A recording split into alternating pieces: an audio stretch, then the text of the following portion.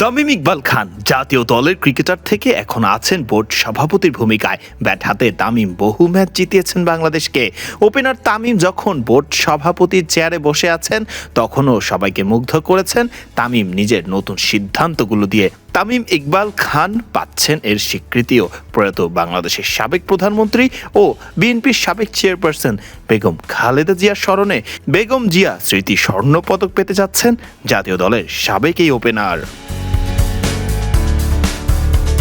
এই পদকের নামকরণ করা হয়েছে আপসহীন দেশনেত্রী বেগম খালেদা জিয়া স্মৃতি স্বর্ণ পদক 2026। শুক্রবার 8 মে এক সংবাদ বিজ্ঞপ্তিতে এই তথ্য জানানো হয়েছে। জানা গেছে, প্রয়াত সাবেক প্রধানমন্ত্রী ও বিএনপি চেয়ারপারসন খালেদা জিয়া স্মরণে যুক্তরাষ্ট্রের নিউ ইয়র্ক ভিত্তিক সংগঠন বাংলাদেশ প্রবাসী নাগরিক কমিটি এই স্বর্ণপদক চালু করেছে। দেশের বিভিন্ন ক্ষেত্রে বিশেষ অবদানের স্বীকৃতি হিসেবে এবার 15 জন বিশিষ্ট ব্যক্তিকে এই সম্মাননায় ভূষিত করা হয়েছে। তামিম ছাড়াও গণ্যমান্য অনেক ব্যক্তিবর্গ এই পদক পাবেন। এই তালিকায় আছেন বর্তমান যুব ও ক্রীড়া প্রতিমন্ত্রীর দায়িত্বে থাকা সাবেক ফুটবলার আমিনুল হক।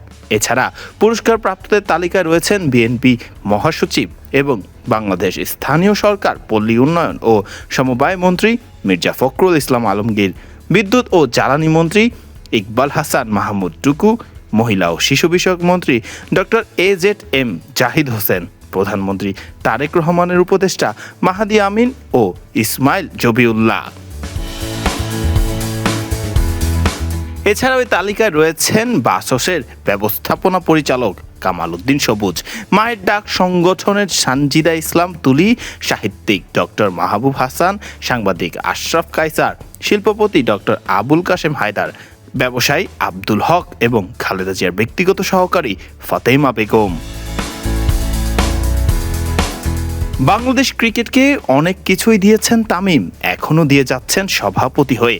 বাংলাদেশ ক্রিকেটে দীর্ঘ সময়ের অবদান, নেতৃত্ব এবং বাংলাদেশের ক্রিকেটকে আন্তর্জাতিক অঙ্গনে নতুন উচ্চতায় নিয়ে যাওয়ায় স্বীকৃতিস্বরূপ তামিম ইকবালকে এই সম্মাননা দেওয়া হচ্ছে। আয়োজক সংগঠনের পক্ষ থেকে বলা হয়েছে, প্রতি বছর দেশের উন্নয়ন ও বিভিন্ন ক্ষেত্রে অবদান রাখা গুণী ব্যক্তিদের এই পুরস্কারে সম্মানিত করা হবে। ফারদিন রহমান সকাল, বিডি ক্রিক টাইম।